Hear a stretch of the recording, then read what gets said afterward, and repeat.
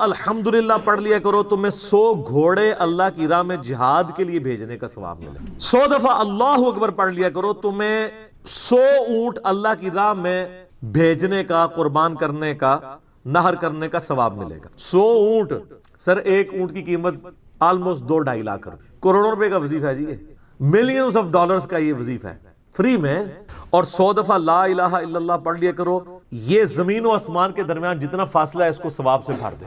سر لا الہ الا اللہ کے پھر برابری کون کر سکتا ہے؟ وہ حدیث بطاقہ ہے نا، کاغذ کے پرزے والی حدیث جامع ترمذی میں، کہ ایک شخص کے 99 دفاتر گناہوں کے کھولے جائیں گے اور نامہ مال تل رہا ہوگا تو اللہ تعالیٰ فرمائے گا میں کسی کے ساتھ ناانصافی نہیں کرتا۔ دوسری طرف ایک کاغذ کا ٹکڑا ڈالا جائے گا جس پہ لا الہ الا اللہ لکھا ہوگا۔ وہ شخص کہے گا یہ ایک ٹکڑا کیا کر سکتا ہے، بس وہ رکھنے کی دیر ہوگی، وہ پڑھنا بھاری ہو جائے گا۔ اللہ کے نام سے تو وزنی کوئی چیز نہیں ہو سکتی، اسے کہتے ہیں کاغذ کے پرزے والی حدیث، اس کے لیے جنت کا حکم ہو جائے گا۔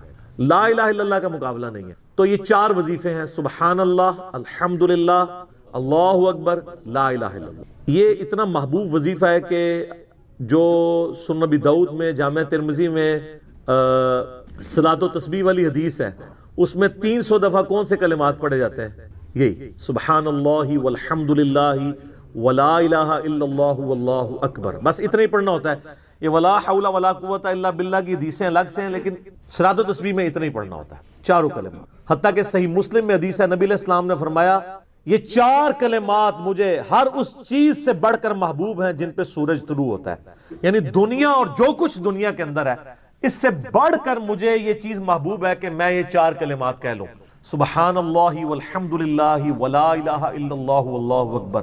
اور صحیح مسلم کی ایک اور حدیث ہے کہ نبی علیہ السلام نے فرمایا اللہ تعالیٰ کو اس سے بڑھ کر کوئی اور کلمات محبوب نہیں ہے، اور یہ حصہ بخاری میں بھی ہے اس کا، اور اس میں اللہ تعالیٰ کی طرف سے کوئی پابندی نہیں ہے، تم ان کی ترتیب بھی بدل سکتے ہو، یعنی سبحان اللہ کے بعد آپ اللہ اکبر پڑھ لیں، پھر لا الہ الا اللہ، کوئی فرق نہیں۔ یہ ایک اوپن چیز ہے، آپ یوں بھی کر سکتے ہیں کہ پہلے 100 دفعہ پڑھ لیں سبحان اللہ سبحان اللہ سبحان اللہ، الحمدللہ الحمدللہ الحمدللہ، اللہ اکبر، کیونکہ را کو پھر لام سے ملائیں گے، اللہ اکبر اللہ اکبر اللہ اکبر، لا الہ الا اللہ لا الہ الا اللہ لا الہ الا اللہ۔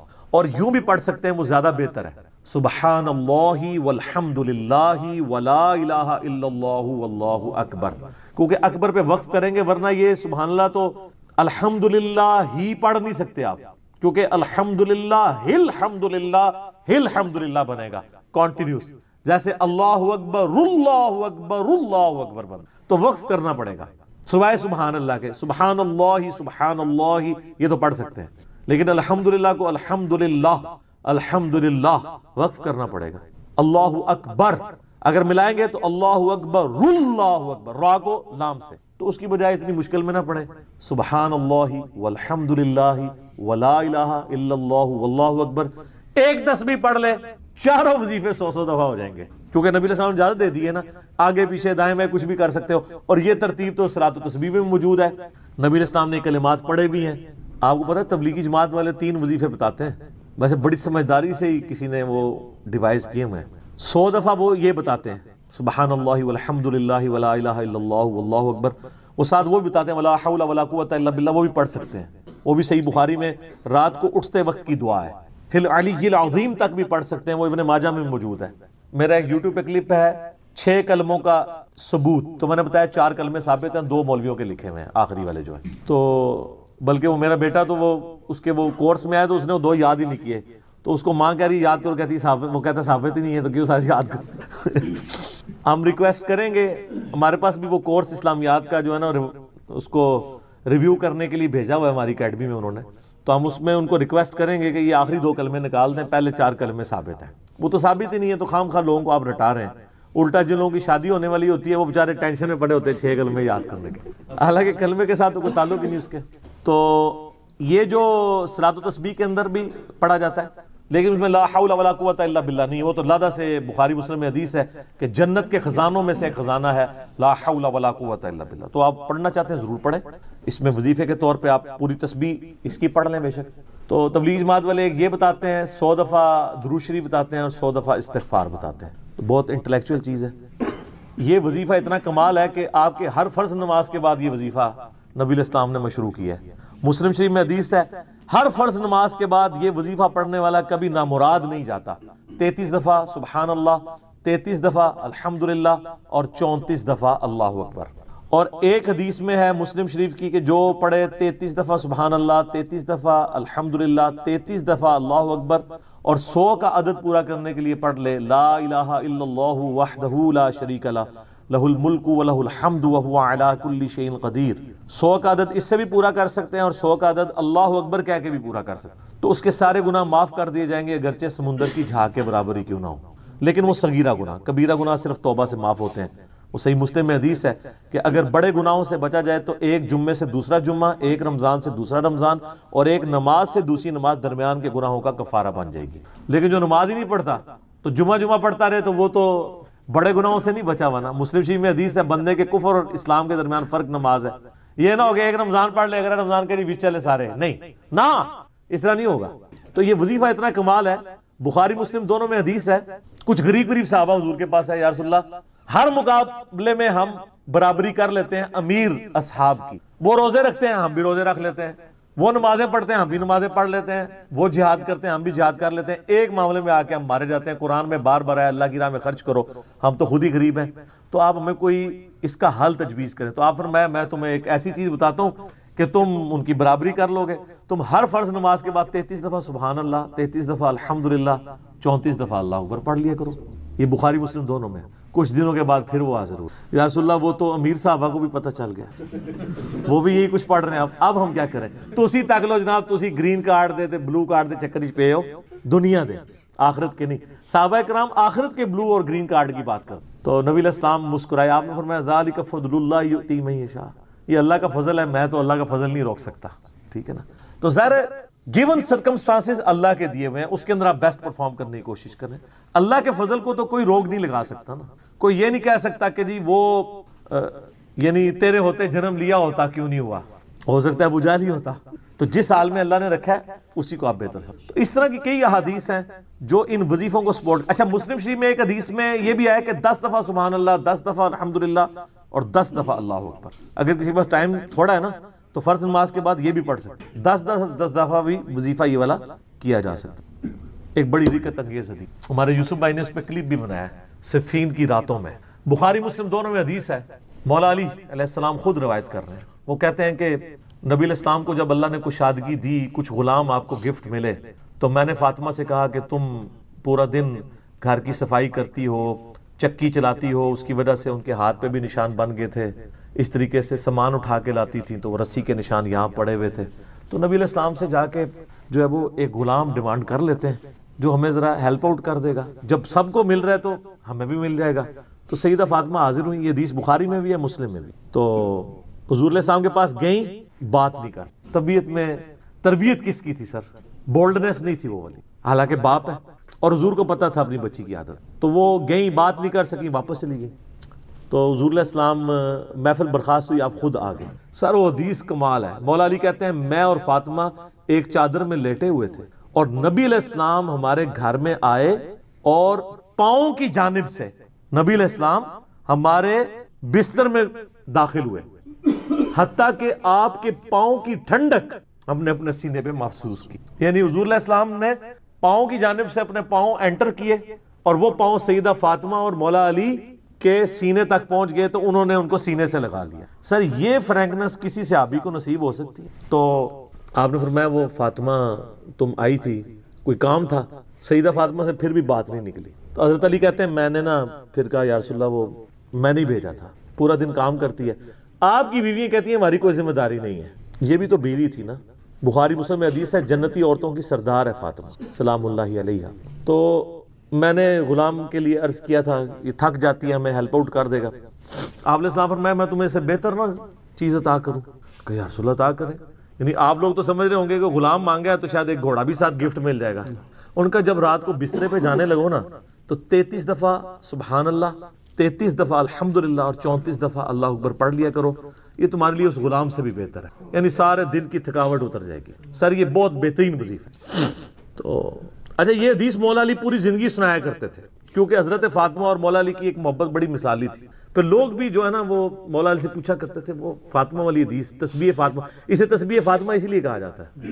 تو یہ حدیث جب بیان کی مولا علی نے تو آگے نے تابعی نے پوچھ لیا، بخاری مسلم دونوں میں ہے، کہ حضرت علی کہتے ہیں کہ وہ دن ہے، آج کا دن ہے، میں نے کبھی یہ وظیفہ چھوڑا نہیں ہے. سر استقامت تو خود مل جاتی ہے، جس کے بسترے میں جا کے نبی علیہ السلام وظیفہ سکھا رہے ہوں تو وہ پوری زندگی اس واقعے کو کبھی بھول سکتا ہے کہ مجھے خود آ کے میرے بسترے میں آ کے، اور حتیٰ کہ آپ کے قدم مبارک میرے سینے سے لگے تھے، اس حال میں حضور نے مجھے یہ تحفہ دیا ہے، وہ تحفہ کوئی بھلا سکتا ہے؟ تو تابعی نے کہا کہ مولا علی سے کہا کہ کیا جنگ صفین کی راتوں میں بھی آپ یہ وظیفہ پڑھا کرتے تھے جب مسلمانوں پہ اتنا مشکل وقت تھا، آپ میدان جنگ میں تھے؟ آپ دیکھیں 30 سال کے بعد مولا علی کو تلوار دوبارہ اٹھانا پڑی اسلامی نظام کو بچانے کی. تو مولا نے کہا ہاں صفین کی راتوں میں بھی میں نے کبھی یہ وظیفہ نہیں چھوڑا. تو اس پہ وہ کلپ بنایا تھا صفین کی راتوں میں. یہ اتنا کمال کا وظیفہ.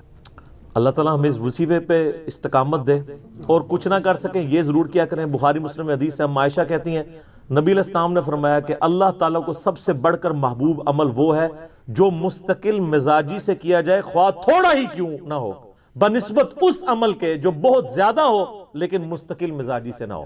ایک بندہ ایک دن 1000 دفعہ سبحان اللہ پڑھتا ہے، اگلے دن 10 دفعہ پڑھتا ہے، اس سے بہتر روزانہ ہی 10 دفعہ پڑھ لیں. تو یہ وظیفہ 100 دفعہ پڑھنے کے لیے کوئی زیادہ ٹائم ریکوائرڈ نہیں ہوتا.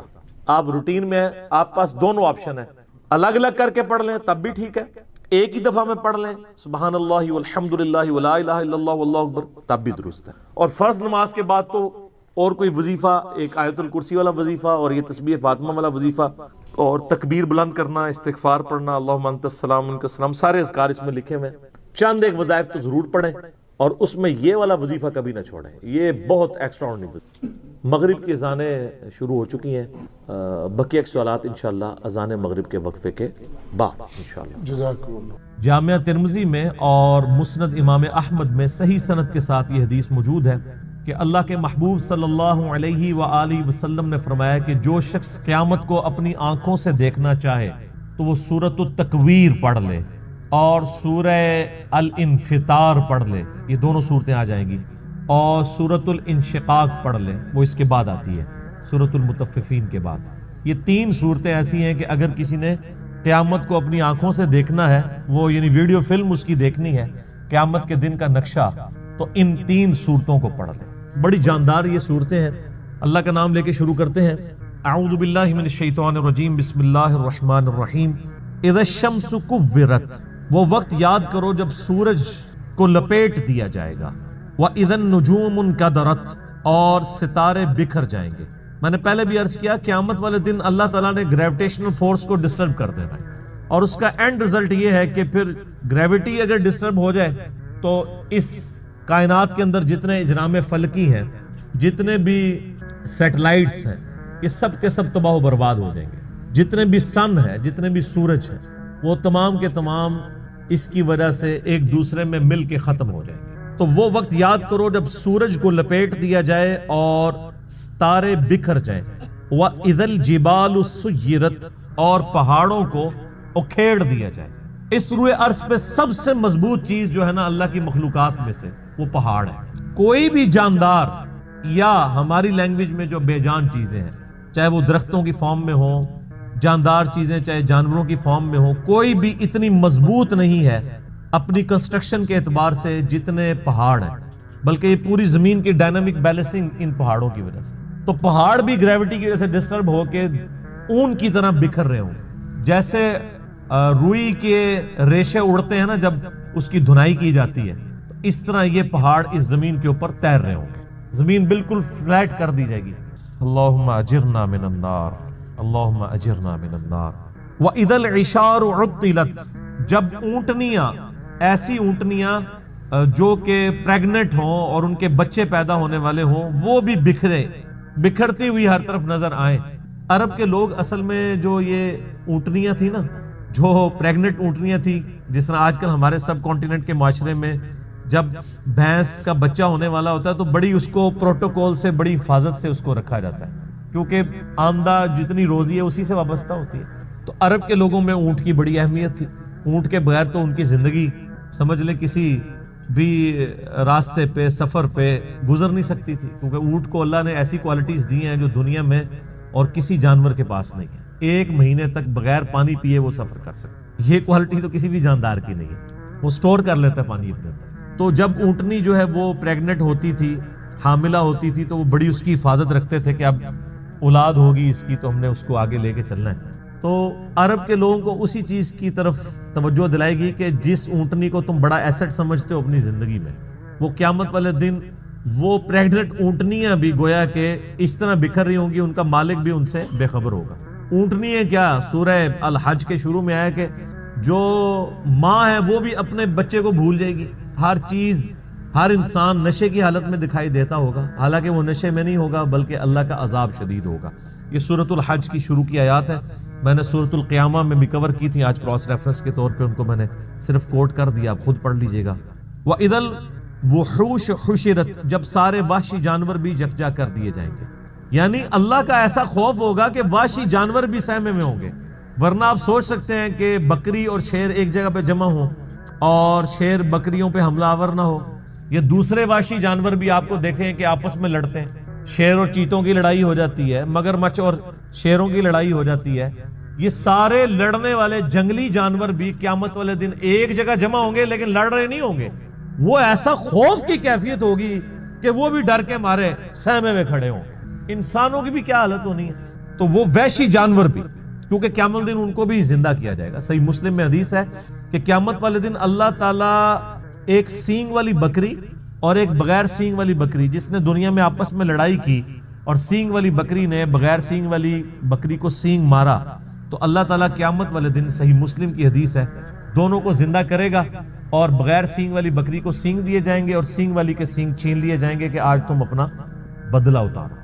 بدلے کا دن ہے جی، وہ مالک یوم الدین، قیامت کا دن، بدلے کا دن۔ دنیا میں کسی بڑے سے بڑے بدماش کی بدماشی چل سکتی ہے، لیکن آخرت میں لمن الملک اليوم، آج کے دن کس کی بادشاہت ہے؟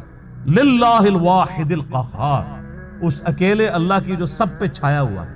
آپ دیکھیں یہ سورۃ المومن کی آیت ہے، اللہ نے قیامت کے دن اپنا نام ہی القہار رکھا ہوا ہے، سب پہ چھایا ہوا۔ تو اللہ تعالیٰ فرماتا ہے اس دن وحشی جانور بھی سہمے میں کھڑے ہوں گے ایک جگہ۔ وَإِذَا الْبِحَارُ سُجِّرَتْ، جب سمندر بھڑکا دیے جائیں گے۔ وَإِذَا دَكَّتِ الْأَرْضُ دَكًّا دَكًّا، آگے جا کے آئے گا نا، زمین کو کوٹ کوٹ کے برابر کر دیا جائے گا، یہ زمین کو فلیٹ کر دیا جائے گا، سارے پہاڑ، اونچی نیچی چیزیں سب ختم کر دی جائیں گی۔ تو ظاہر ہے اس کا اینڈ رزلٹ یہی نکلنا ہے کہ زمین کے اندر جو لاوا ہے وہ باہر آ جائے گا یا ایٹ لیسٹ اوپر آ جائے گا۔ تو یہ جو سمندر ہیں، آپ کو پتا ہے سمندروں کے نیچے بھی آتش فشاں ہیں، بعض اوقات سمندروں کے اندر آتش فشاں پھٹتے ہیں تو ایک نئے نئے جزیرے بھی نمودار ہو جاتے ہیں۔ اکثر ٹی وی پہ خبر بھی آتی ہے کہ فلاں سمندر میں، پیسیفک اوشن میں یا اٹلانٹک کے اندر ایک نیا جزیرہ نمودار ہوا ہے۔ وہ جزیرہ کیسے اوپر آتا ہے؟ نیچے وہ آتش فشاں جو ہے وہ اگلتا رہتا ہے، لاوا وہ سمندر کے پانی میں ٹھنڈا ہوتا رہتا ہے، وہ لاوا جمع ہو کے پورے کا پورا ایک نیا آئر لینڈ بن جاتا ہے۔ اور وہ آتش فشاں اتنے طاقتور ہیں کہ ان کی وجہ سے بعض اوقات جب پانی کے اندر ابال پیدا ہوتا ہے، جیسا کہ آپ کسی پانی کے برتن میں کوئی پتھر پھینکیں تو اس میں سے لہریں جنریٹ ہوتی ہیں نا، تو اسی طریقے سے سمندر کے اندر جب آتش فشاں پھٹتے ہیں نا تو اس کے جو بڑا بڑا لاوا نکلتا ہے وہ بڑے بڑے پتھروں کی فارم میں بن جاتا ہے، لیکن اس کی وجہ سے زمین کے اس لاوے کی وجہ سے سمندر کے اندر ویوز پیدا ہوتی ہیں، جیسا کہ باہر سے پتھر مارنے کی وجہ سے ہوتی ہیں، چاہے باہر سے پتھر مارا جائے چاہے اندر سے پتھر ہو، تو وہ ایک دفعہ ویوز تو نکلیں گی، اور وہی ویوز ہیں جو سونامی کی شکل میں۔ اور آپ جا کے ذرا یوٹیوب پہ ویڈیوز دیکھ لیں، ایک ایک سونامی آتا ہے تو لاکھوں لوگوں کی زندگی اور کروڑوں کی اور اربوں ڈالرز کی جو کنسٹرکشنز ہیں ان کو ختم کر دیتا ہے۔ تو قیامت والے دن بھی یہی ہونا ہے کہ وہ لاوا جب اگلا جائے گا تو یہ جو بڑے بڑے سمندر ہیں یہ سمجھیں کہ دیگیں بن جائیں گی، جیسے دیگ آپ آگ کے اوپر چڑھا دیں۔ اب یہ سارے سمندروں کے نیچے جب یہ آگ سلگ رہی ہوگی تو وہ نقشہ وَإِذَا الْبِحَارُ سُجِّرَتْ، جب سمندر بھڑکا دیے جائیں گے۔ ظاہر سمندر کے اندر آگ لگ جائے گی، کیسے؟ سمندروں کے نیچے وہ آتش فشاں کی دیگیں ہوں گی تو یہ سمندر کے پانی بھی گرمائش کی وجہ سے ابل رہے ہوں گے۔ اللہم اجرنا من اللہ۔ سر انسان کی جائے پناہ کیا ہوگی پھر؟ تو خوش نصیب تو وہ لوگ ہیں جن کو اللہ کے عرش کا سایہ نصیب ہوگا۔ بخاری و مسلم میں حدیث ہے کہ قیامت والے دن اللہ کے سائے کے سوا، یعنی اس کے عرش کے سائے کے سوا اور کوئی سایہ نہیں ہوگا۔ اور 7 طرح کے لوگ اس کے عرش کے سائے کے نیچے ہوں گے۔ ان میں سے ایک شخص وہ ہے جس نے جوانی میں توبہ کر در جوانی توبہ کردن شیوائے پیغمبری، یہ پیغمبروں کا طریقہ ہے جوانی میں توبہ کر، بوڑھا ہو کے تو شیر بھی شکار کرنا چھوڑ دیتا ہے۔ لن تنالوا البر حتى تنفقوا مما تحبون، تم کبھی بھی نیکی کا اعلیٰ درجہ حاصل نہیں کر سکتے جب تک کہ اپنی پسندیدہ چیز اپنے رب کو نہ دے دو۔ انسان کی زندگی میں سب سے پسندیدہ چیز اس کی جوانی ہے، جو جوانی اپنے رب کو دے دے تو ظاہر ہے وہ پھر اس چیز کا حقدار ہے کہ اسے اللہ کے عرش کا سایہ نصیب ہو۔ اس کے علاوہ بھی اور لوگ ہیں، اگر آپ نے وہ حدیث ڈیٹیل سے پڑھنی ہے تو وہ حدیث بخاری مسلم دونوں میں ہے۔ آپ مشکات کی پہلی جلد میں کتاب المساجد چیپٹر میں چلے جائیں تو یہ آپ کو شروع میں یہ حدیث مل جائے گی، کیونکہ اس میں ایک وہ شخص بھی ہے جس کا دل مسجد میں اٹک رہا ہو، اسی لیے وہ مساجد والے چیپٹر میں لے کے آئے ہیں مشکات والے امام۔ تو اللہ تعالیٰ فرماتا ہے اس دن سمندر بھڑکا دیے جائیں گے، وَإِذَا النُّفُوسُ زُوِّجَتْ، اور جب جانوں کو جوڑ دیا جائے گا، یعنی مطلب روح اور جسم کا تعلق قائم کر کے مردوں کو قبروں سے نکال دیا جائے۔ وَإِذَا الْمَوْءُودَةُ سُئِلَتْ، اور جب کہ اس زندہ بچی سے پوچھا جائے گا جسے زندہ دفنا دیا تھا اس کے ماں باپ۔ آپ کو پتا ہے عرب کے لوگ بچی کی پیدائش سے وہ نفرت کرتے تھے، اور آج تک یعنی ہمارے سب کانٹیننٹ کے معاشرے میں وہ فرسودہ نظریات چل رہے ہیں، حتیٰ کہ مسلمانوں کے ہاں بھی چلتے ہیں، ہندوؤں کے ہاں تو بہت زیادہ ہے۔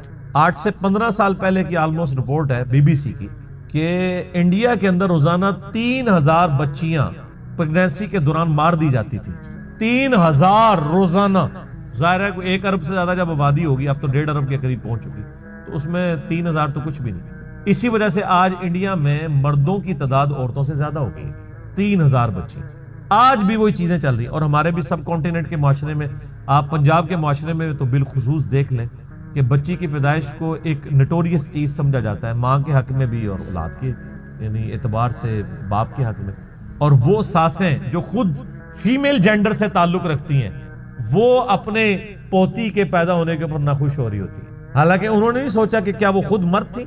وہ اگر فیمیل پیدا ہوئی ہے تو ٹھیک ہے، لیکن ان کے بیٹے کے ہاں اگر کوئی بچی پیدا ہو گئی ہے تو غلط ہے۔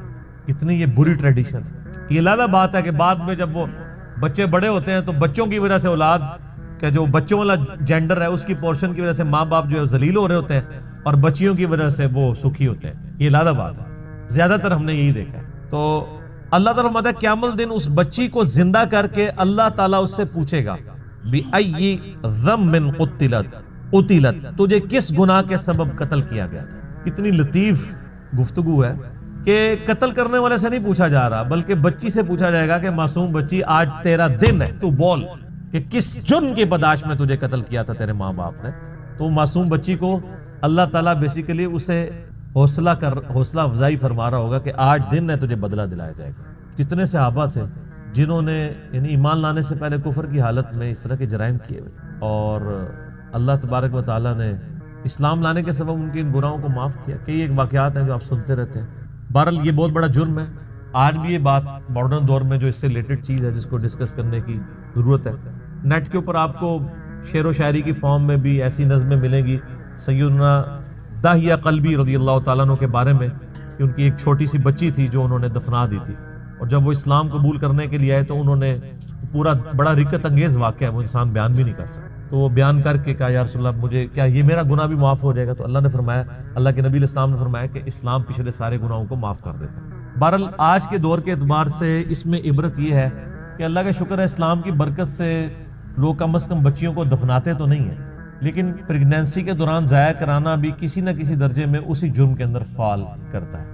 پریگنینسی آئیڈینٹیفائی ہوگی، ایون آئیڈینٹیفائی نہ بھی ہوئی ہو کہ یہ میل ہے یا فیمیل، اس سے پہلے بھی آپ یہ کام کر نہیں سکتے، ایک اولاد کو قتل کرنے کے زمرے میں آتا ہے، اور قرآن حکیم میں بڑی سختی سے اس کی مذمت ہے۔ سورہ بنی اسرائیل میں تو اللہ تعالیٰ نے بالکل ایک اوپن فلسفہ بیان کیا ہے کہ مت قتل کرو اولاد کو مفلسی کے ڈر سے، تمہیں بھی ہم رزق دیتے ہیں، اس کو بھی ہم ہی رزق دیں گے، بے شک ان کا گناہ بہت بڑا جرم ہے۔ لوگ ان چیزوں کو ہلکا جان رہے ہوتے ہیں، پھر ڈاکٹروں سے مشورہ کرتے ہیں، پھر ہمیں بھی کبھی بعض اوقات رابطہ کر رہے ہوتے ہیں، جی وہ بتائیں جی بس وہ جی یہ ہو گیا جی وہ ہو گیا جی یہ مجبوری ہے جی ابھی جناب 40 دن پورے نہیں ہوئے، فلاں نہیں ہوئے، یہ نہیں ہوئے۔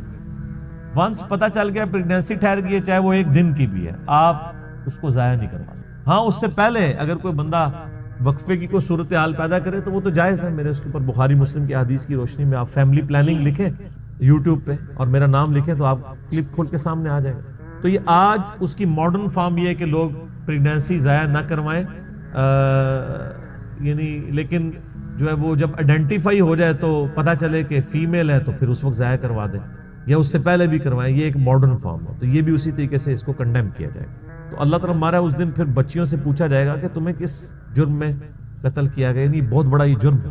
ابھی کچھ عرصہ پہلے انہوں نے مکے سے وہ آلموسٹ ابھی بھی وہ قبرستان پہاڑی کے اوپر میں نے وہ دیکھا ہوا ہے، قبرستان مکے کے اندر موجود ہے جہاں پہ وہ بچیوں کو زندہ درگور کیا کرتے ہیں۔ اب چونکہ مسجد حرام کی توسیع ہو چکی ہے لہٰذا وہ تقریباً آلموسٹ مسجد حرام کے قریب ہی، اگر آپ وہ باب الفاد والی سائڈ سے باہر نکلیں تو وہ پہاڑی پہ وہ اس قبرستان کی باقیات موجود ہیں جو انہوں نے مخصوص کیا ہوا تھا جہاں پہ بچیوں کو زندہ دفن کیا تھا۔ آپ دیکھیں آج یعنی اسلام کے اوپر اعتراض کیا جاتا ہے کہ جی اسلام بیسک ہیومن رائٹس کو اور عورتوں کے حقوق کو جو ہے وہ دباتا ہے، حالانکہ یہ کتنا بڑا ثبوت ہے کہ ہیومینٹی کو اس بڑی لعنت سے نجات ہی اسلام نے دلائی ہے۔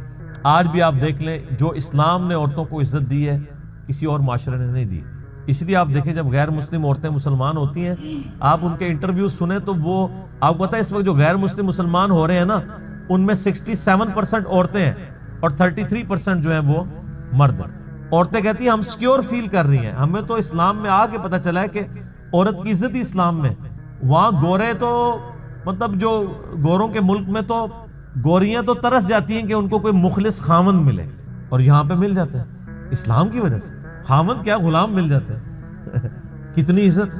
اور عورتیں جس طرح بوڑھی ہوتی ہیں ان کی عزت میں اضافہ ہوتا ہے، عورتیں سٹرانگ ہوتی جاتی ہیں اور مرد کمزور ہوتا جاتا ہے، اور جب ماں بن جاتی ہے تو آپ دیکھ لیں ہمارے سب کانٹیننٹ کے معاشرے میں کتنی عزت ہے۔ چند ایک مثالیں آپ ایک نوٹوریس دیں گے، اوورال تو ایک ورتھ ہے نا، اسی لیے یعنی جو غیر مسلم عورتیں مسلمان ہوتی ہیں وہ اسی چیزوں کو اپریشیٹ کرتی ہیں۔ آپ مسلمان عورت کو پوری زندگی اس پہ قائل کرتے ہیں کہ وہ نقاب کرے، اور غیر مسلم عورت مسلمان ہوتے ہی حجاب شروع کر دیتی ہے، اور آپ ان کے انٹرویو سنیں، وہ آپ کو خود بی بی سی انٹرویو کر چکی ہے ان سے، سی این این پہ آئے ہوئے ہیں، وہ کہتا ہے انہوں نے ڈیفینڈ کیا پورا نقاب کر کے عورتیں بیٹھی ہیں، اور کوئی جاہل عورتیں نہیں، پڑھی لکھی عورتیں۔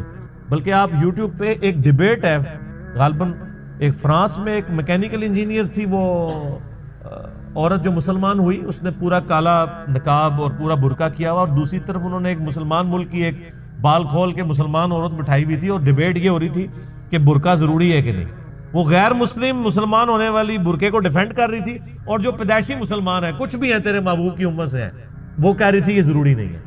تو پھر اس عورت نے جو نیو مسلم تھی اس نے جو دلائل دی ہیں یوٹیوب کے اوپر یہ ڈیبیٹ پڑی ہوئی آپ دیکھ لیں، تو اس نے کہا میں نے تو اسلام میں آ کے اسلام کی خوبصورتی دیکھی ہے کہ عورت کی عزت ہے، ورنہ ہم جب اس طرح ہی پھرتی تھی تو ہمیں ہر کوئی کموڈٹی کے طور پہ دیکھتا تھا، آج ہم نے نقاب کیا ہوتا ہے تو کم از کم ہمیں ایک کموڈٹی کے طور پہ تو پیش نہیں کیا جاتا۔ اسلام کے اندر عزت ہے ایک عورت کی۔ تو قیامت والے دن اللہ تعالیٰ پھر اس بچی سے پوچھے گا جسے دفنا دیا گیا تھا زندہ یا قتل کر دیا گیا تھا، وَإِذَا الصُّحُفُ نُشِرَتْ، اور جب اعمال نامے کھولے جائیں گے، وَإِذَا السَّمَاءُ كُشِطَتْ، اور جب آسمان کی کھال ادھیڑ دی جائے گی۔ اس کا ایک معنی یہ بھی ہو سکتا ہے کہ آسمان بھی پھٹ جائے گا اور اوپر کی مخلوقات بھی انسانوں کو نظر آنا شروع ہو جائیں گی۔ اور یہ کھال ادھیڑنے کا ذکر سورہ رحمان میں بھی ہے کہ قیامت والے دن آسمان بالکل سرخ ہو جائے گا، جیسے آپ کسی جانور کی کھال ادھیڑیں تو اندر سے سرخ گوشت نکلتا ہے، اللہ کے غضب کی وجہ سے وہ سرخ نظر آ رہا ہوگا۔ وَإِذَا الْجَحِيمُ سُعِّرَتْ، اور جب جہنم دہکا دی جائے گی، جہنم ابھی بھی موجود ہے لیکن اس وقت ذرا اسے پھر مزید دہکایا جائے گا، تاکہ بلکہ وہ تو جوش مار رہی ہوگی مجرمین کے لیے، قرآن میں آتا ہے، اور جب مجرم پھینکے جائیں گے وہ کہے گی حل من مزید، اور بھی ہے تو میرے اندر داخل کیا جائے۔ اللہم اجرنا من النار، آمین۔ وَإِذَا الْجَنَّةُ أُزْلِفَتْ، اور جب جنت قریب کر دی جائے گی، یعنی وہیں پہ جن لوگوں نے دنیا میں اچھے کام کیے ہیں ان کی حوصلہ افزائی شروع ہو جائے گی، جنت بھی آ جائے گی، حاضر کر دی جائے گی، اور دوزخ بھی۔ عَلِمَتْ نَفْسٌ مَا أَحْضَرَتْ، یہ 13 آیات کے بعد اصل میں کانٹے کی بات کی گئی ہے کہ یہ سب کچھ باتیں کیوں ہو رہی ہیں۔ عَلِمَتْ نَفْسٌ مَا أَحْضَرَتْ، ہر نفس جان لے گا، اپنے سامنے پائے گا جو کچھ اس نے اللہ کے پاس بھیجا تھا، وہ حاضر کر دیا جائے گا۔ کسی نے دنیا میں نافرمانی کی تھی تو اس کا نام اعمال اس طرح کا سامنے آ جائے گا، اور جس نے دنیا میں ڈرتے ہوئے اللہ کے تابع فرمان بن کے اطاعت اختیار کی تھی، اس کے پیغمبروں کی پیروی کی تھی، اس کا نامہ اعمال بھی لا کے سامنے کر دیا۔ تو ظاہر نامہ اعمال جب سامنے آئے گا تو پھر انسان اپنے اوپر خود ہی گواہ ہوگا۔ تو سورہ بنی اسرائیل میں آتا ہے کہ جب انسان کا نامہ اعمال سامنے رکھا جائے گا تو وہ اللہ تعالیٰ فرمائے گا آج تو اپنا حساب کرنے کو خود ہی کافی ہے، خود ہی اپنا حساب کر۔ اس لیے آپ دیکھ لیں یہ جو اخلاقی حص جو اللہ نے انسان کے اندر رکھی ہے کتنی ایکسٹرا آرڈنری ہے کہ آج بھی دنیا کا بدکار سے بدکار شخص بھی، خواہ کو کسی مذہب سے تعلق رکھتا ہو یا ایون مذہب سے تعلق نہ بھی رکھتا ہو، اس سے بھی اگر پوچھیں نا کہ جھوٹ بولنا اچھا کام ہے یا سچ بولنا، تو دنیا کا سب سے بڑا جھوٹا بھی کہے گا کہ سچ ہی بولنا چاہیے، کیونکہ اخلاقی حص ہے۔ کسی کے ساتھ دھوکہ دہی کرنا یہ اچھا کام ہے یا کسی کے ساتھ حسن سلوک سے پیش آنا یہ اچھا ہے؟ وہ کہے گا جی دھوکہ دہی دینا جو برا ہے، حسن سلوک سے پیش آنا چاہیے۔ کسی کے ساتھ ظلم کرنا اچھا ہے یا کسی کی خیر خواہی کرنا؟ یہ اللہ نے ہماری انسٹنکٹ کے اندر یہ ساری کی ساری کوالٹیز رکھتی ہیں۔ فَأَلْهَمَهَا فُجُورَهَا وَتَقْوَاهَا، برائی اور اچھائی کا مادہ اندر۔ انبیاء کرام تو صرف اس کو ایکٹیویٹ کرتے ہیں نور علی نور، انبیاء کی دعوت نہ بھی پہنچے تب بھی انسان کے اندر جو اخلاقی حصہ ہے اس کی وجہ سے وہ اللہ کی بارگاہ میں اکاؤنٹیبل ہے، کیونکہ انسان برائی کو برائی سمجھتا ہے، اچھائی کو اچھائی سمجھتا ہے، خواہ وہ کسی معاشرے میں رہتا ہو۔ تو ہر جان پھر اس دن اپنے نامہ اعمال کو سامنے دیکھ لیں۔ یہاں پہ بھی آپ دیکھ لیں جو یہ کالجز کے یونیورسٹیز کے وہ بڑے جو یعنی بے حیائی کی زندگی گزارنے والے اسٹوڈنٹس بھی ہیں نا، آپ ان کے بھی انٹرویوز کریں نا اگر، اور ان سے پوچھیں کہ آپ کی بیوی کیسے ہونی چاہیے تو کہیں گے جی نیک شریف و پردہ کرتی ہو، اور اپنی حالت کیا ہوتی ہے؟ تو انسان کی انسٹنکٹ کے اندر موجود ہے۔ تو آپ جو کچھ پسند کر رہے ہیں اس کے لیے پھر ایفرٹ بھی پٹ کریں نا۔ خود آپ کی جو کریکٹر ہے، آپ کا کردار جو ہے وہ بےغیرتی کے اوپر مبنی ہے اور آپ کی خواہش جو ہے وہ غیرت والی ہے، تو ایسا تو نہیں ہوگا۔ ان پٹ اچھی ہوگی تو آؤٹ پٹ اچھی نکلے گی، ان پٹ نیگیٹو کا کبھی بھی آؤٹ پٹ پازیٹیو رزلٹ نہیں آتا۔ فلا اقسم بالخنس الجوار الکنس، اللہ فرماتا ہے نہیں اقسم، میں قسم کھاتا ہوں۔ یہ وہ لا آ گئی ہے نا، یعنی یہ سارے فرسودہ خیالات ہیں۔ جو لوگ کہتے ہیں نا قیامت نہیں آئے گی، نہ، غلط کہتے ہیں۔ اقسم بالخنس الجوار الکنس، میں قسم کھاتا ہوں، مجھے قسم سیدھے چلنے والے رکے رہنے والے ستاروں کی، جو یعنی کبھی رکتے ہیں اور کبھی چلتے ہیں ود رسپیکٹ ٹو زمین۔ آپ یہ کبھی رات کے وقت بھی اگر آپ نارتھ سٹار کو ڈھونڈنا ہو نا، تو وہ جو بڑا سا چمچہ جسے کہتے ہیں نا ہم دبے اکبر، اس کے جو نچلے والے دو ستارے ہیں ان کی سیدھ میں نارتھ سٹار ہوتا ہے، تو وہ پوری رات آپ کو اس کی پوزیشن یوں نارتھ سٹار کے گرد یوں گھومتی ہوئی نظر آئے گی۔ رات کے وقت ادھر ہے تو آپ سحری کے وقت دیکھیں گے وہ یہاں پہنچا ہوگا۔ تو اللہ نے ہمارا ان ستاروں کو، جن کو اللہ نے اس طرح ایڈجسٹ کیا ہے ود رسپیکٹ ٹو زمین، ان کی اورینٹیشن بدلتی ہے، مجھے ان کی قسم، یعنی ان کی قسم کا مراد یہ نہیں کہ وہ بہت عظیم ہے، مراد یہ ان کے بنانے والے کی قسم جس نے ان کو ان کاموں میں لگایا۔ واللیل اذا عسعس، اور رات کی جب وہ جانے لگے، والصبح اذا تنفس، اور صبح کی جب وہ سانس لے۔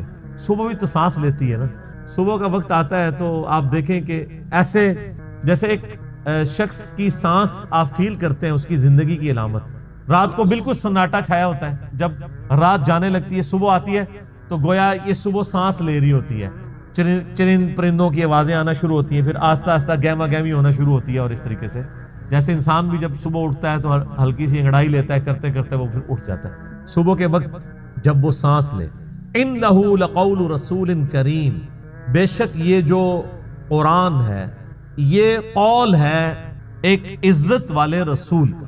یہاں رسول کریم سے مراد جبرائیل علیہ السلام، کیونکہ آگے آ جائے گا، اور اس سے پہلے پارہ نمبر 29 میں یہ سیم الفاظ نبی علیہ السلام کے لیے آئے تھے، عزت والا رسول۔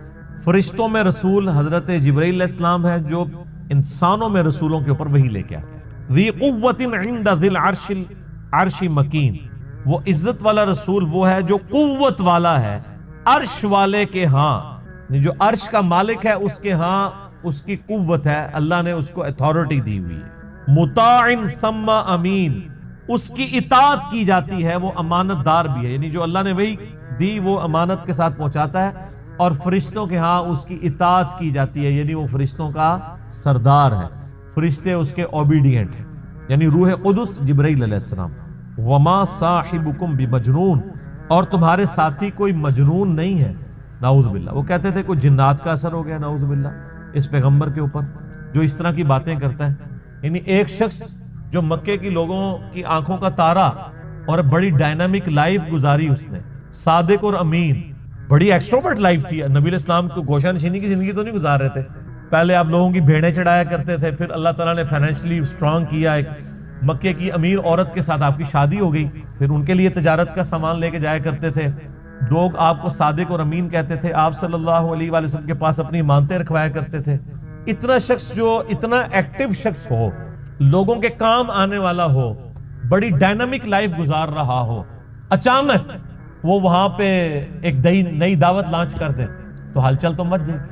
بخاری اور مسلم میں آتا ہے جب آپ صلی اللہ علیہ وآلہ وسلم کی مبارک زندگی کا 40واں سال آیا، عیسوی اعتبار سے 38واں اور ہم لیونر ایئرز کے اعتبار سے، چاند کے مہینوں کے اعتبار سے 40واں، تو اچانک آپ کی طبیعت جو ہے وہ دنیا سے اچاٹ ہوگی، آپ غار حرا میں چند دن کے لیے گئے کیونکہ اللہ تعالیٰ نے آپ کو گائیڈ کیا۔ وہاں پہ فرشتہ آیا، آپ کے اوپر پہلی وحی نازل ہوئی، میں نے پہلے بھی کئی دفعہ ان چیزوں کو ڈسکس کیا ہے۔ تو اس کے بعد کئی لوگ تو نبی علیہ السلام کے دشمنی کے طور پر کر رہے تھے، اور بعض آپ علیہ السلام کے بڑے ہمدرد تھے، وہ یہ سمجھتے تھے کہ یار یہ تو ہمارا ایک معاشرے کا ایسٹ تھا، اتنا انٹیلیجنٹ بندہ، اس کو روگ لگ گیا، تو وہ یہ سمجھتے تھے کہ شاید یہ جو چند دنوں کے لیے غار حرا میں گئے ہیں اور کھانا بھی سیدہ خدیجہ بنا کے دے دیتی تھی، تو ہو سکتا ہے وہاں پہ کوئی جنات کا اثر ہو گیا ہو۔ مجنون کا لفظ ہے نا، مجنون کیا کہتے ہیں؟ جس پہ جنات کا اثر ہو، جن کہتے ہیں چھپی ہوئی چیز کو، جنت بھی اسی لیے اس کا نام جنت ہے، وہ چھپی ہوئی چیز ہے، آنکھوں کے سامنے تو نہیں۔ تو بڑی وہ نیک نیتی کے ساتھ سمجھتے تھے کہ شاید ان کے اوپر کوئی اثر ہو گیا ہو، اور اس کے لیے وہ کوشش بھی کرتے تھے کہ ایسے لوگوں کو بلائیں جو جنات نکالنے والے ہیں، اس فیلڈ کے ماسٹر ہیں۔ اور اس حوالے سے صحیح مسلم میں ایک بڑی پیاری حدیث ہے کہ ایک شخص تھا جس کا نام تھا زماد، زماد تو نہیں، عربی میں ضباد کہیں گے، ضاد میم الف دال۔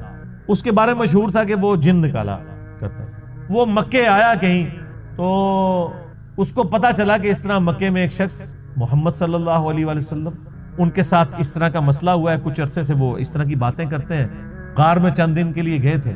لوگوں نے پھر مشورہ کیا تو اس نے کہا کہ مجھے نبی علیہ السلام کے پاس، یعنی محمد کے پاس لے چلو۔ وہ آیا، اس نے بڑے یعنی اخلاقی انداز میں کہا کہ اے محمد، اگر آپ چاہیں تو میں آپ کا علاج کر سکتا ہوں، میں جنات کا، اسیب کا، اس طرح کا جو سایہ وغیرہ ہوتے ہیں، میں اس کا علاج کرتا ہوں۔ تو آپ صلی اللہ علیہ وآلہ وسلم سے اس نے کہا کہ آپ بتائیں آپ کیا بیان کرتے ہیں، آپ کو کیا پرابلم ہے؟ تو آپ علیہ السلام نے چند الفاظ پڑھے، ان الحمد للہ نحمدہ ونستعینہ ونستغفرہ، بے شک تمام تعریفیں اللہ کے لیے، ہم اسی کی حمد کرتے ہیں، اسی سے مدد چاہتے ہیں، اسی کی طرف رجوع لاتے ہیں۔ من یہدہ اللہ فلا مضل لہ، جسے اللہ گمراہ کر دے، جسے اللہ ہدایت دے دے، اسے کوئی گمراہ نہیں کر سکتا۔ ومن یضلل، اور جسے وہی گمراہ کر دے، فلا ہادی، اسے کوئی ہدایت نہیں دے سکتا۔ واشہد ان لا الہ الا اللہ وحدہ لا شریک لہ، اور میں گواہی دیتا ہوں کہ اس اکیلے اللہ کے سوا کوئی معبود نہیں۔ واشہد ان محمدا عبدہ ورسولہ، اور محمد صلی اللہ علیہ وآلہ وسلم اس کے بندہ ہے خاص اور رسول۔ اس کے اوپر ایسا روب طاری ہو، اس نے کہا یہ آپ نے کیا کلام پڑھا؟ دوبارہ پڑھا، دوبارہ پڑھا۔ اس نے کہا ایک دفعہ پھر سنا۔ ابھی قرآن تو پڑھا ہی نہیں تھا، صرف آپ نے اپنے خطبے کے الفاظ پڑھے۔ تیسری دفعہ جب اس نے سنا، اس نے کہا واللہ ایسا کلام میں نے کبھی نہیں سنا، آپ اپنا ہاتھ بڑھائیں، میں آپ کے ہاتھ پہ بیعت کروں، میں اسلام قبول کرتا ہوں۔ یہ صحیح مسلم میں حدیث ہے۔ تو وہ آیا علاج کرنے تھا، اس فیلڈ کا ایکسپرٹ تھا۔ جس طرح آپ دیکھ لیں کہ جادوگروں نے اسلام قبول کر لیا تھا، ان کو پتا چل گیا تھا کہ موسیٰ علیہ السلام جو کچھ کر رہے ہیں یہ جادو نہیں ہے، کیونکہ ہر ایکسپرٹ اپنی فیلڈ کو جانتا ہے۔ ایک ڈاکٹر کو پتا ہے کہ ڈاکٹر زیادہ سے زیادہ کیا کر سکتا ہے، اور اس کے سامنے کوئی ایسا ایکسپیرینس آ جائے وہ کہے گا یہ ڈاکٹری میں پاسبل نہیں۔ جادوگروں کو بھی پتا تھا کہ جادوگر آنکھوں کا دھوکہ کرتے ہیں، یہ تو فزیکلی کر کے بتا رہا ہے یہ جادو نہیں۔ تو جادوگر جن کی بیس پہ فرعون اکڑا ہوا تھا وہ تو مسلمان ہو گئے، اس کے بعد تو فرعون کو ویسے ہی مسلمان ہو جانا چاہیے تھا، لیکن نہیں ہوا، ہدایت اس کی قسمت میں نہیں تھی۔ یہاں پہ بھی مشرکین عرب جو بار بار کہتے تھے اس پہ جنات کا اثر ہے، جو جنات کا ایکسپرٹ ہے وہ کہہ رہے کہ یہ جنات کا اثر نہیں ہے، اور وہ مسلمان ہو گیا۔ اس کے بعد گنجائش رہتی تھی کہ مشرکین عرب نبی علیہ السلام پہ ایمان نہ لاتے، لیکن وہ قسمت میں ہدایت۔ اور لوگ کہتے ہیں جی اللہ کے نبی زندہ تھے، لوگ پتہ نہیں کیوں نہیں بات مانتے تھے۔ آج اللہ کے نبی کی بات مان رہے ہیں لوگ، وہ تو ان سے بہتر تھے، وہ کافر تھے، کم از کم ڈٹے تو ہوئے تھے نا۔ یہ مسلمان ہو کے اللہ کے نبی کی بات ماننے کے لیے تیار نہیں ہے۔ تو میں تو آج کل کے مسلمانوں کو دیکھتا ہوں تو مجھے اندازہ ہو جاتا ہے کہ واقعی یار ایک بندہ نبی کو مان کے بھی نبی کی نہ مانے تو یہ تو بڑا مسئلہ ہے، اور ایک بندہ نبی کو مان ہی نہیں رہا وہ اس کی نہ مانے تو وہ چھوٹا مسئلہ۔ یہ جو آج کہہ رہے ہوتے ہیں نا جی وہ کاش تیرے زمانے میں ہوتا تو میں تیرے قدموں سے لپٹ جاتا، کبھی میں تیری جوتیوں کا تسمہ ہوتا، یہ کچھ ہوتا، میں کہنا رفع دین پھر بھی نہ تو شروع کرتا، تو کہنا من لوگ کہیں گے کہ یار ایک مکھیاں میں مارنا ہے۔ یعنی جو اتنا بزدل ہے آج کے دور میں کہ وہ اپنے نظریات کو قرآن و سنت پڑھ کے چینج کرنے کے لیے تیار نہیں ہے، تو وہ ابو جہل ہی ہوتا. یہ ضروری نہیں ہے کہ تیرے ہوتے جنم لیا ہوتا تو ابو بکر، عمر، عثمان و علی ہوتا رضی اللہ عنہم اجمعین. نہیں، عین ممکن ہے کہ ابو جہل ہوتا، عبداللہ ابن ابی ہوتا. یہ بات کرنا بڑا آسان ہے، تیرے ہوتے جنم لیا ہوتا. یہ ساری کہانی ہے میرے بھائی، یہ بڑا مشکل کام ہے. یہاں پہ آپ دیکھ لیں نبی علیہ السلام کے کارٹون بنتے ہیں تو جنہوں نے داڑیاں نہیں رکھی سب سے پہلے وہ آ کے بینک توڑتے ہیں، شیشے توڑتے ہیں، گاڑیوں کو آگ لگاتے ہیں عشق رسول کے نام. انہی کو کہتے ہیں کہ یار داڑھی رکھ لو، نال ہی ٹھوس. حالانکہ ہونا یہ چاہیے کہ ان کافروں نے نبی علیہ السلام کے جو کارٹون بنائے ہیں اس میں نبی علیہ السلام کی مبارک داڑھی میں بم رکھ کے نا انہوں نے اس طرح کی شکلیں بنائی ہیں. تو تو پھر جڑا بن نا کہ تو نے میرے نبی کی داڑھی میں بم دکھایا ہے. ابھی تو میں نے داڑھی نہیں رکھی تھی لیکن آج سے میں داڑھی رکھتا ہوں. ایسی کی تیسی تم لوگوں کی، تو کوئی کرنے کے لیے تیار نہیں ہے. یہ مشکل کام ہے. آپ بینک لوٹنا، گاڑیوں کو آگے لگانا، اے ٹی ایم مشینیں اکھاڑ کے لے جانا. ثواب دیکھیں، اے ٹی ایم مشین اکھاڑیں آپ کو پیسے بھی ملے اور ثواب بھی ملے، اور کیا چاہیے. ظاہر ہے یہی کہانی کرائی گئی ہے نا. پاکستان میں تو مولوی یہی پٹی پڑھا رہے ہیں نا. جو بھی اینٹی سٹیٹ ایکٹیویٹیز پہ علماء ابھار رہے ہیں اپنی عوام کو، وہ یہی کچھ کر رہے ہیں نا. غلامی رسول میں موت بھی قبول ہے، غلامی رسول میں اے ٹی ایم مشین لوٹنا بھی قبول ہے. تو سر پھر ایسی غلامی تو ہر بندہ کرے گا نا. دوویں جہان ہی مٹھے باؤ کہ مشین بھی لوٹ لی اور جنت بھی پکی کروا لی. تو یہ ساری باتیں کرنا یعنی آسان ہے، یہ دعوے کرنا آسان ہے، لیکن حقیقت ہے کہ یہ بڑا مشکل کام ہے سچائی کو قبول کرنا.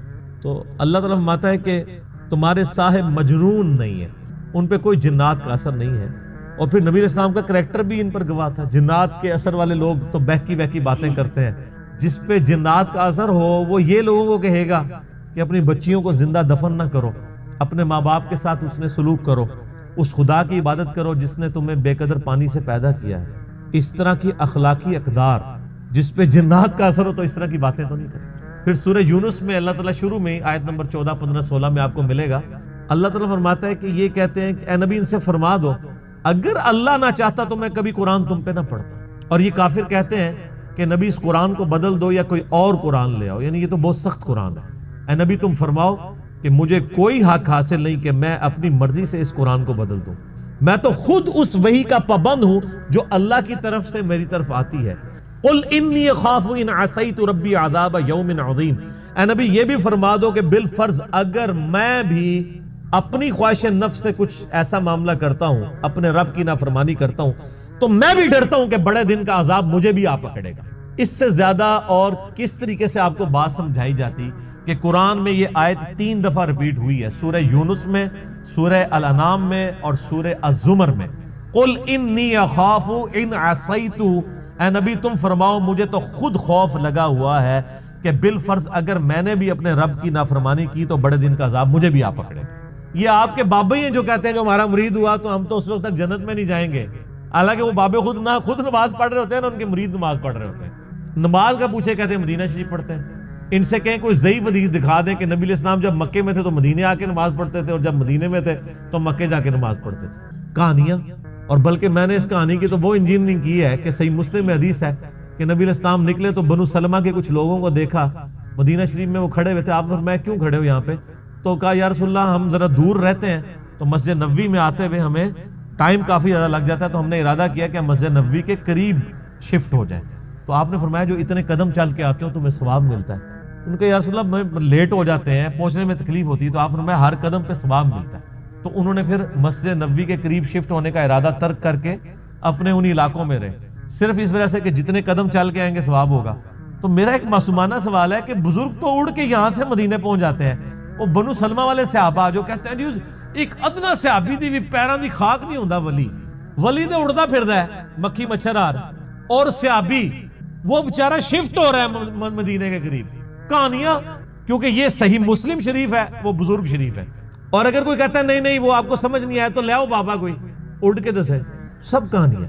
تو یہ انہوں نے دین کو بگاڑ کے پیش کیا ہوا ہے. کتابوں کا دین اور ہے، بابوں کا دین اور.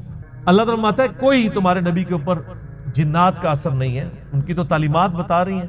وَلَقَدْ رَآهُ بِالْأُفُقِ الْمُبِينِ. بے شک انہوں نے اس کو افق مبین پہ بھی دیکھا تھا. حضرت جبرائیل علیہ السلام، حضرت جبرائیل علیہ السلام کو نبی علیہ السلام نے 2 دفعہ دیکھا اور دونوں دفعہ کا ذکر قرآن میں موجود ہے. سورۃ النجم میں آیا کہ شب معراج بھی دیکھا تھا. اور یہ اس افق مبین کا ذکر ہے جو بخاری مسلم میں آتا ہے کہ نبی علیہ السلام پہ جب وہ دوسری دفعہ وحی نازل ہوئی نا، یا ایھا المدثر، اس وقت نبی علیہ السلام جب پہاڑ سے نیچے اتر رہے تھے، بخاری مسلم کے الفاظ ہیں کہ مجھے آواز آئی یا محمد، میں نے دائیں دیکھا بائیں دیکھا، حتیٰ کہ میرے دل کے اوپر خشیت طاری ہوئی کہ کوئی ایسا بندہ مجھے پکار رہا ہے جس کو میں دیکھ نہیں رہا۔ تو کہتے ہیں میں نے یوں نگاہ اٹھا کے دیکھا تو پورے افق کے اوپر مشرق سے مغرب تک فرشتہ جو ہے جبرائیل وہ چھایا ہوا تھا اور وہ پکار رہا تھا نبی علیہ السلام۔ تو اسی کا ذکر ہے کہ میں نے اس نبی نے ان کو افق مبین پہ دیکھا ہے، اور دوسری دفعہ شب معراج بھی دیکھا۔ تو یعنی 2 دفعہ اللہ تعالیٰ نے فزیکلی جبرائیل علیہ السلام کو، اور 100 دفعہ لا الہ الا اللہ پڑھ لیا کرو، یہ زمین و آسمان کے درمیان جتنا فاصلہ ہے اس کو ثواب سے اٹھا لو۔ سب لا الہ الا اللہ کے پھر برابری کون کر سکتا ہے؟ وہ حدیث بطاقہ ہے نا، کاغذ کے پرزے والی حدیث جامع ترمذی میں، ایک شخص کے 99 دفاتر گناہوں کے کھولے جائیں گے تو اللہ تعالیٰ فرمائے گا میں کسی کے ساتھ ناانصافی نہیں کرتا۔ دوسری طرف ایک کاغذ کا ٹکڑا ڈالا جائے گا جس پہ لا الہ الا اللہ لکھا، وہ شخص کہے گا یہ ٹکڑا کیا کر سکتا ہے، بس وہ رکھنے کی دیر ہوگی وہ پڑھنا بھاری ہو جائے گا۔ اللہ کے نام سے تو وزنی کوئی چیز نہیں ہو سکتی، اسے کہتے ہیں کاغذ کے پرزے والی حدیث، اس کے لیے جنت کا حکم ہو جائے گا۔ لا الہ الا اللہ کا مقابلہ نہیں۔ الہ عربی میں الہن کہتے ہیں ایسی ہستی کو جس کو پوجا جائے، جس کی عبادت کی جائے، جو عبادت کے لائق ہو، اور ظاہر ہے کہ اس میں ایسی کوالٹیز ہونی چاہیے جو کسی اور میں نہ ہو، کیونکہ باقی سب نے اس کے سامنے سر تسلیم خم کرنا ہے۔ اللہ تعالیٰ کی کچھ کوالٹیز ایسی ہیں جو کسی اور میں ہو ہی نہیں سکتی، اور کچھ کوالٹیز ایسی ہیں جو اللہ تعالیٰ مخلوق کو اپنی طرف سے تفویض کسی حوالے سے فرما دیتا ہے، جیسے سمع و بصارت ہمیں بھی عطا کی ہوئی، اللہ بھی دیکھتا سنتا ہے، وہ باقی جو ڈفرینسز ہیں وہ تو اپنی جگہ، لیکن کچھ کوالٹیز ایسی ہیں جو عطائی بھی نہیں ہے۔ ان میں سے ایک کوالٹی جو ہے وہ الہ والی، معبود۔ الہن عربی میں کہتے ہیں جس کو پوجا جائے، اور عربی زبان میں جب الف لام ساتھ لگ جاتا ہے تو وہ خاص ہو جاتا ہے۔ جیسے عربی میں سٹی، انگلش میں سٹی کہتے ہیں شہر کو، کوئی بھی شہر ہو سکتا ہے، جب دی سٹی ہوگا تو خاص شہر ہوگا۔ عربی میں مدینہ ہر شہر کو کہا جاتا ہے، لیکن جب ہم المدینہ کہتے ہیں اس سے مراد مدینہ المنورہ ہوتا ہے، جہاں پہ ہمارے محبوب صلی اللہ علیہ وآلہ وسلم کی قبر مبارک ہے۔ اسی طریقے سے الہ تو جھوٹے بنائے ہوئے لوگوں کے موجود ہیں، قرآن حکیم میں جھوٹے الہوں کا بھی ذکر ہے۔ الالہ یہی ہے اللہ، اللہ کے جو ورڈ کس طرح بنا ہے الالہ، ٹھیک ہے نا، وہ عربی لنگوسٹک کی وجہ سے پھر یہ جڑ کے اللہ بن جاتا ہے، یعنی دی اونلی الہ جس کو پوجا جائے، اور ظاہر ہے اس کی ایسی کوالٹیز ہیں جو کسی اور کی نہیں ہے، اور وہ کوالٹیز کیا ہیں؟ وہ سورۃ الاخلاص میں آئی ہیں۔ قل هو اللہ احد، اے نبی صلی اللہ علیہ وآلہ وسلم فرما دیجئے کہ وہ اللہ ایک ہے، یکتا ہے، یونیک ہے، ایک نہیں ہے بلکہ یکتا ہے، ایسا یونیک کہ اس کے ہم پلے کا کوئی نہیں۔ اللہ الصمد، وہ بے نیاز، اس کو کسی کی پرواہ نہیں ہے، ہاں سب اسی کے اوپر ڈیپینڈنٹ ہے۔ لم یلد ولم یولد، اس نے نہ کسی کو جنا نہ اس سے کوئی جنا گیا، یعنی اللہ تعالی ہمیشہ سے ہے۔ اور اس کے اوپر میرا ایک یوٹیوب پہ کلپ بھی آپ دیکھ سکتے ہیں، ہو کریٹڈ گاڈ، اللہ کو کس نے پیدا کیا۔ لاکھوں لوگ یوٹیوب پہ لکھ چکے ہیں۔ پروفیسر رچرڈ ڈاکنز نے جو کتاب لکھی تھی دا گاڈ ڈیلوژن، اس میں اس نے جو ایک سوال کیا تھا کہ اللہ کو کس نے پیدا کیا، میں نے اس کا میتھمیٹیکل آنسر دیا ہے، اور اس کے بعد پھر اسی میتھمیٹیکل آنسر کو میں نے بتایا کہ یہی چیز تو سورۃ الاخلاص کے اندر بیان ہوئی ہے۔ تو اللہ تعالیٰ سے نہ کوئی پیدا ہوا، نہ اس نے کسی کو جنا، نہ وہ خود کسی سے جنا گیا، جس کو ہم آسان طور پہ کہتے ہیں کہ نہ وہ کسی کا باپ ہے نہ کسی کا بیٹا۔ وَلَمْ يَكُنْ لَهُ كُفُوًا أَحَدٌ، اور اس کی ٹکر کا کوئی نہیں ہے، اس کے پائے کا کوئی ہے ہی نہیں ہے۔ تو یہ الہ والی کوالٹی اسی میں ہونی چاہیے جو یہ سورۃ الاخلاص کا جو ٹچ سٹون آف تھیولوجی ہے، توحید کا جو کسوٹی ہے، یہ اس کے اوپر کوئی پورا اترے۔ سورۃ الاخلاص کے اوپر اگر کوئی ہستی پوری اترتی ہے تو صرف اللہ کی ذات ہے، کوئی جن، کوئی پیغمبر، کوئی فرشتہ اس میں سے کوئی بھی کوالٹی حاصل کر ہی نہیں سکتا، نہ عطائی طور کے اوپر، ذاتی تو کسی کی ہے ہی نہیں کوئی چیز۔ تو الہ کا مطلب یہ ہے کہ جس کو پوجا جائے، اور وہ ایک ہی ہستی ہو سکے۔ اب پوجنے کا مطلب کیا ہے کہ جب اس کی پرستش کی جا رہی ہے تو ٹوٹل اوبیڈینس اسی کی ہوگی۔ عبادت کا مطلب صرف نماز روزہ حج زکات نہیں ہے، بلکہ ہر معاملے میں ٹوٹل اوبیڈینس کے لائق وہی ہستی ہے، جو وہ حکم دے اس کی بجاوری انسان کے اوپر لازم ہے، اور اس کے مقابلے کے اوپر کسی اور کو نہیں مانا۔ ان الحکم الا للہ، یعنی اللہ کے علاوہ کسی اور کا تو حکم چلنا ہی نہیں ہے۔ اور پیغمبروں کی بھی ہم جو اطاعت کرتے ہیں وہ سورۃ النساء کے اندر آیا کہ ہم نے پیغمبر اس لیے بھیجے کہ اللہ کے اذن سے ان کی اطاعت کی جائے، یعنی وہ بھی من یطع الرسول فقد اطاع اللہ، جس نے رسول اللہ کی اطاعت کی اس نے گویا اللہ کی اطاعت کی۔ تو پیغمبروں کی کوئی ذاتی دعوت نہیں ہوتی ہے، نہ ان کی ذاتی کوئی شریعت ہوتی ہے، بلکہ وہ تو اللہ تعالیٰ کے ٹرو ریپریزنٹیٹو بن کے آن دا فیس آف ارتھ آتے ہیں۔ تو الہ کی یہ کوالٹیز ہیں کہ آپ نے اس کو ٹوٹلی اس کی اوبیڈینس اختیار کرنی ہے اور اس کے مقابلے پہ کسی کو نہیں ماننا۔ اور آپ نے بڑی اچھی بات کی کہ سارے الہوں کی نفی کرنی ہے، اور قرآن حکیم میں تو ظاہر بار بار یہ ہے کہ آپ نے طاغوت کی نفی کرنی ہے کہ ہر پیغمبر میں ہم نے ہر امت کے اندر کوئی نہ کوئی پیغمبر مبعوث کیا۔ وَلَقَدْ بَعَثْنَا فِي كُلِّ أُمَّةٍ رَسُولًا أَنِ اعْبُدُوا اللَّهَ وَاجْتَنِبُوا الطَّاغُوتَ، ہر امت میں ہم نے کوئی نہ کوئی پیغمبر اٹھایا ایک ہی بنیادی دعوت کے ساتھ کہ عبادت کرو اللہ کی اور اللہ کے مقابلے پہ طاغوت کی نفی کرو۔ یہ اکثر لوگ پوچھ رہے ہوتے ہیں طاغوت کیا ہے؟ طغا عربی میں کہتے ہیں، طغیانی لفظ اردو میں بھی استعمال، جب سمندر اپنی باؤنڈری سے باہر نکلے تو کہتے ہیں طغیانی آ گئی ہے۔ تو جو بھی اپنی حیثیت سے اوقات سے باہر نکلے نا اس کو کہتے ہیں یہ طوفان یا طغیانی اس میں آ گئی ہے۔ تو انسان کی تو حیثیت یہ ہے کہ وہ خدا کو اوبیڈینٹ بن کے رہے، اس کی مخلوق بن کے۔ جب وہ خود خدائی کا دعویٰ کرنا شروع کر دے یا وہ اپنی اس طرح کی عزت کروانی شروع کر دے جو کہ اللہ کے شان شان ہے، تو گویا وہ اپنی حدود سے باہر نکل گیا، اسی کو طاغوت کہتے ہیں۔ شیطان بھی طاغوت ہے، شیطانی سسٹم بھی طاغوت ہے، دجالی سسٹم بھی طاغوت ہے، ہر وہ ہستی جو اللہ کے مقابلے پہ کھڑی ہے وہ طاغوت ہے اور اس کی نفی کرنے کا حکم ہے۔ اور قرآن حکیم میں طاغوت کی نفی جو ہے وہ ایمان سے مقدم قرار دی گئی ہے۔ اسی لیے آپ دیکھیں ہمارے کلمے کا آغاز کس سے ہوتا ہے؟ لا الہ الا اللہ، یعنی پہلے آپ کرتے ہیں نفی کہ نہیں ہے کوئی معبود سوائے اس اللہ کے، اس کے بعد آپ اللہ کے اوپر ایمان لے کہتے ہیں۔ پہلے تمام جھوٹے خداؤں کی نفی، لا الہ، کوئی الہ نہیں ہے الا اللہ سوائے اس۔ اور یہ جو میں نے بات کی سورۃ البقرہ میں جو آیت الکرسی ہے، آیت نمبر 255، اس سے اگلی آیت ہے، اعوذ باللہ من الشیطان الرجیم، لا اکراہ فی الدین، دین قبول کرنے کے معاملے میں کوئی جبر نہیں، کوئی کسی کو گن پوائنٹ کے اوپر مسلمان نہیں کر سکتا، صرف آپ نے راہ حق لوگوں کے سامنے واضح کرنا ہے۔ انا ہدیناہ السبیل اما شاکرا و اما کفورا، دین قبول کرنے کے معاملے میں کوئی جبر نہیں ہے۔ قد تبین الرشد من الغی، بے شک ہدایت جو ہے، رشد و ہدایت وہ گمراہی سے، غی سے، یہ بھی وہی لفظ آ گیا، طاغوت سے، طغیانی سے الگ اللہ تعالیٰ نے کر دیا، حق اور باطل میں اللہ نے فرق خود کر دیا۔ فَمَن يَكْفُرْ بِالطَّاغُوتِ، تو جو کوئی کفر کرے گا طاغوت کا، وَيُؤْمِن بِاللَّهِ، اور ایمان لائے گا اللہ پر۔ اللہ پر ایمان لانے سے پہلے آپ نے اللہ کے مخالفین کا کفر کرنا ہے۔ وہ جو ڈاکٹر اقبال کا بھی ایک شعر ہے نا، کافروں کے کافر اور کافر خدا ہمارا، وہ کافر خدا کیا، یعنی ہر مسلمان کافر بھی ہے۔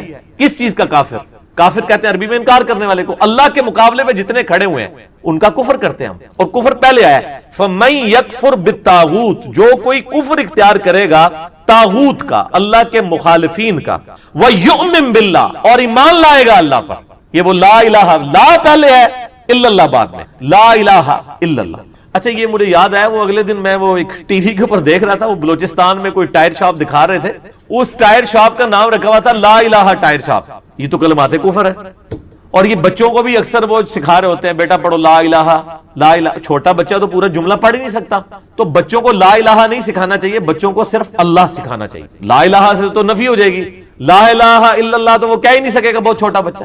چھوٹے بچوں کو صرف اللہ سکھائیں، جب وہ بچے جملہ بولنے کے قابل ہو جائیں تو پھر آپ کہیں لا الہ الا اللہ۔ تو آپ لوگوں کا ذرا لیول دیکھیں کہ میں نے وہ ٹائر شاپ دیکھ رہا تھا، لا الہ ٹائر شاپ۔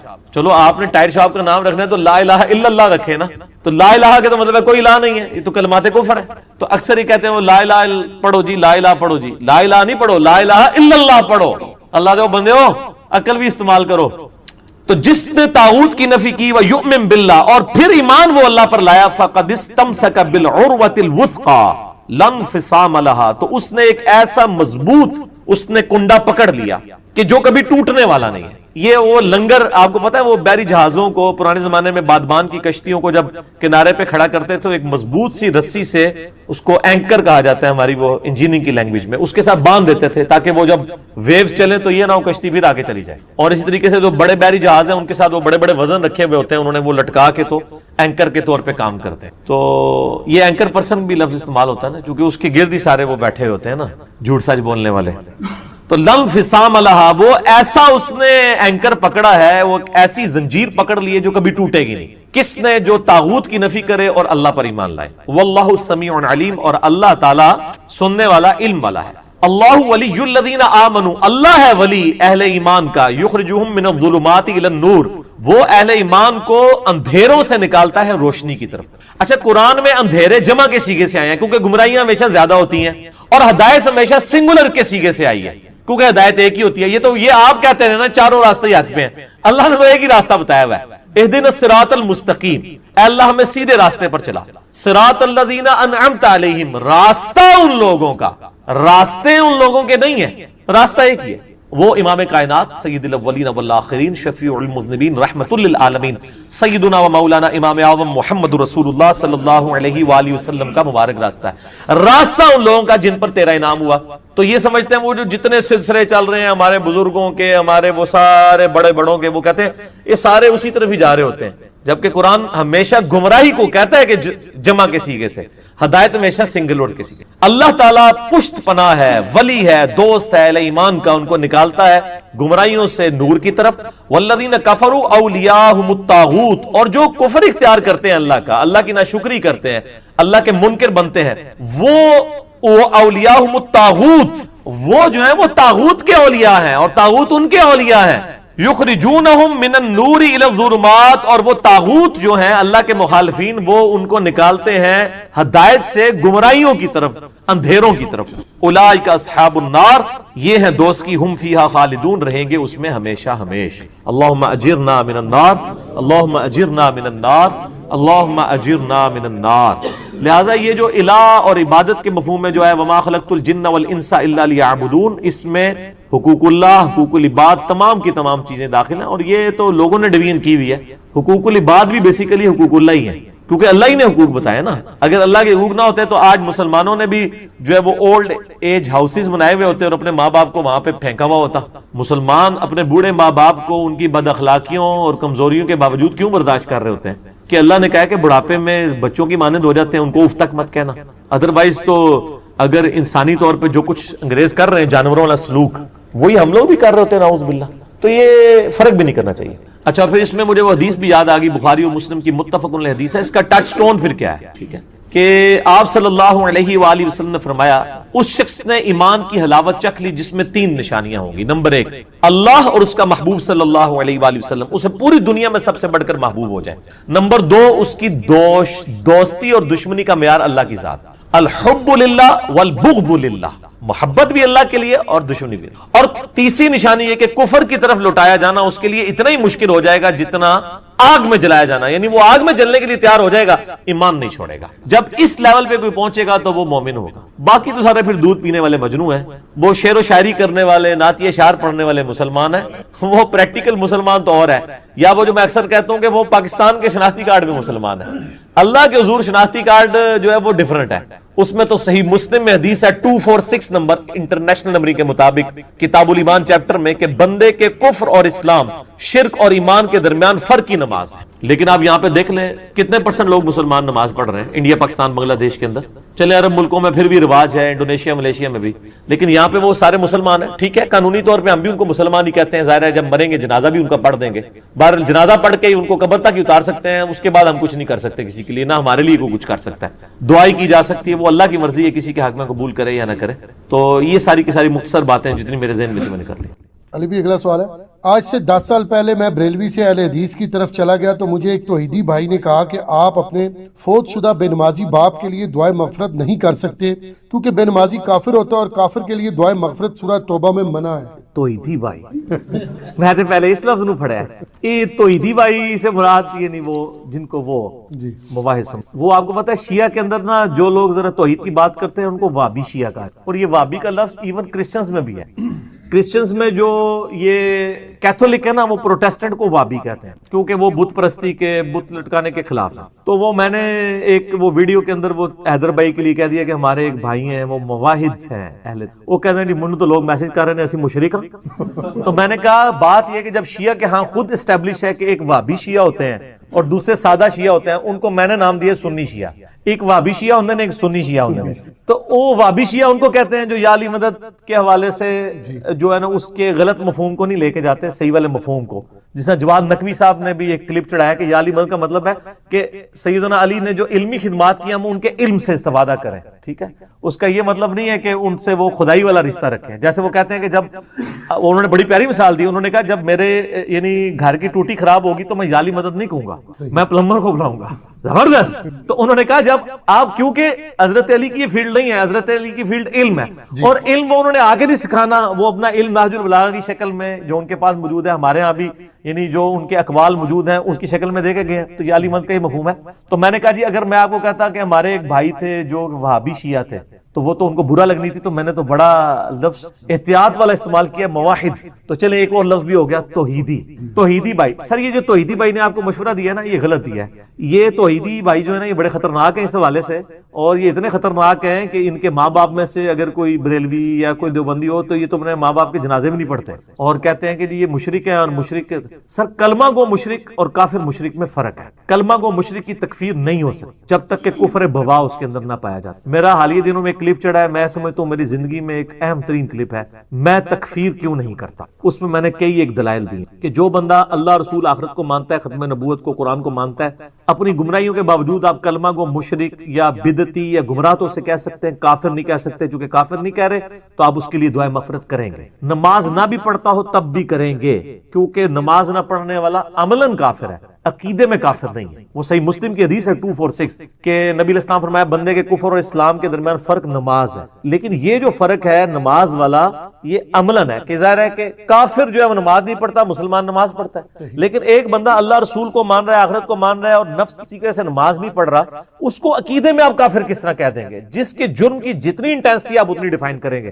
اب آپ کہیں گے جی اس کا ثبوت دیں، تو سر ثبوت حاضر ہے، بخاری مسلم دونوں میں حدیث موجود ہے. نبی صلی اللہ علیہ وآلہ وسلم نے فرمایا کہ جب اللہ تعالیٰ مجھے شفاعت کا اذن دے گا تو میں جہنم کی طرف جاؤں گا، اور جتنی اللہ میرے لیے تعداد مقرر کرے گا میں ان لوگوں کو جہنم سے نکال کے جنت میں لے آؤں گا. بار بار جاؤں گا، بار بار جاؤں گا، حتیٰ کہ الفاظ ہیں کہ میں اس شخص کو بھی دوزخ سے نکال دوں گا جس نے زندگی میں، جس کے پلے کوئی نیکی نہیں ہوگی سوائے ایک نیکی کے، اس نے ایک دفعہ لا الہ الا اللہ کہا ہو. محمد رسول اللہ اس میں امپلائیڈ ہے، یہ ظاہر ہے.